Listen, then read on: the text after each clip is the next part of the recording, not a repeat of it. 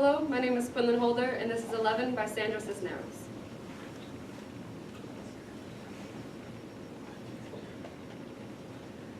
What they don't understand about birthdays, and what they never tell you, is that when you're 11, you're also 10, and 9, and 8, and 7, and 6, and 5, and 4, and 3, and 2, and 1.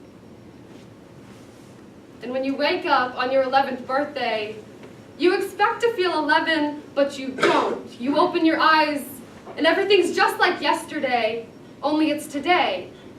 And you don't feel 11 at all. You feel like you're still 10.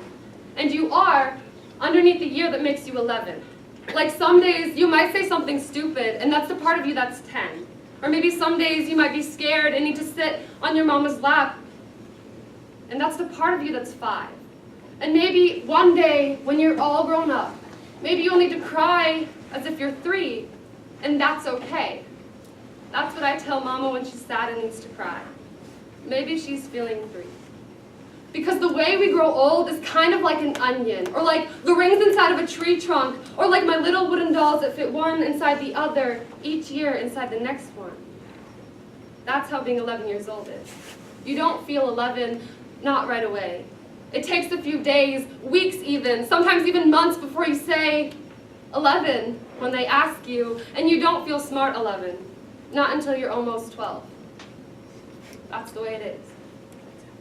Only today, I wish I didn't have only 11 years rattling inside me like pennies in a tin Band-Aid box. Today I wish I was 102 instead of 11. Because if I was 102, I'd have known what to say when Mrs. Price put the red sweater on my desk. I would have known how to tell her it wasn't mine, instead of just sitting there with that look on my face and nothing coming out of her mouth. "Whose is this?" Mrs. Price says, and she holds the red sweater up for all the class to see. "Whose? It's been sitting in the coat room for a month." "Not mine," says everybody, "not me. It has to belong to somebody," Mrs. Price keeps saying, but none of us can remember. It's an ugly sweater with red plastic buttons and a collar and sleeves all stretched out like you could use it for a jump rope. It's maybe 1,000 years old, and even if it belonged to me, I wouldn't say so. Maybe because I'm weird.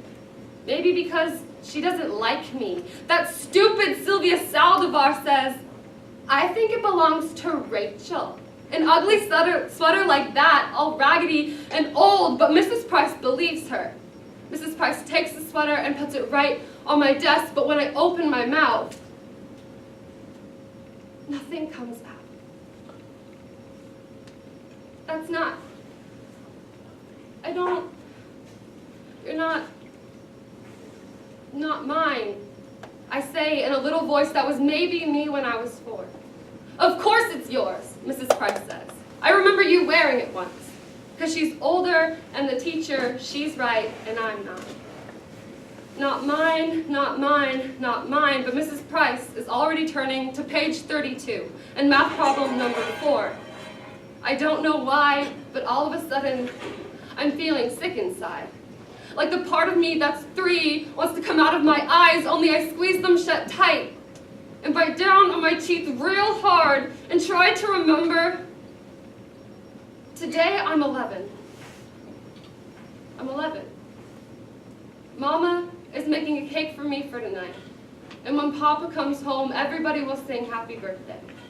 Happy birthday to you. Only when the sick feeling goes away and I open my eyes, the red sweater's still sitting there like a big red mountain. I take my ruler and I move it to the corner of my desk. I move my pencil and my books and my eraser. I even move my chair a little to the right. Not mine, not mine, not mine. In my head I'm thinking, how long till lunchtime? How long till I can take the sweater and throw it over the schoolyard fence or leave it hanging on a parking meter? Or bunch it up into a little ball and toss it into the alley. Except when math period ends, Mrs. Price says loud and in front of everybody, "Now, Rachel, that's enough. because she sees that I've shoved the red sweater to the tippy-tip corner of my desk and it's hanging all over the edge like a waterfall. But I don't care. Rachel, Mrs. Price says. She says it like she's getting mad. You put that sweater on right now and no more nonsense. This is when I wish I wasn't 11.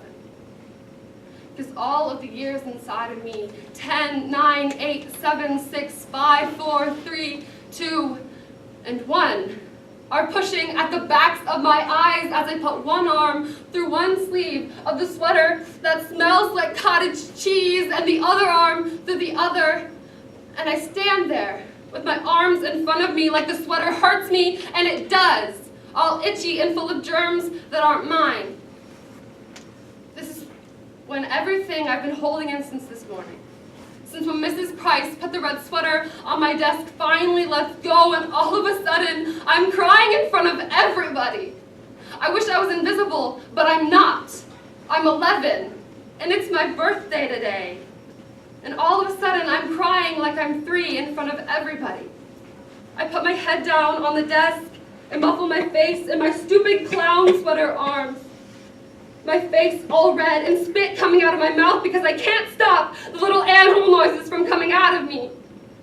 Until there aren't any more tears in my eyes and it's just my body shaking like when you have the hiccups, and my whole head hurts like when you drink milk too fast.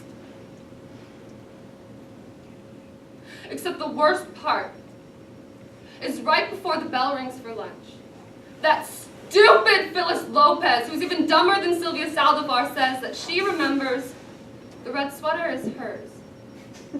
I take it off right away and give it to her, only Mrs. Price pretends like everything's okay. Today I'm 11. There's a cake Mama's making for tonight, and when Papa comes home from work, we'll eat it. There'll be candles and presents, and everybody will sing happy birthday.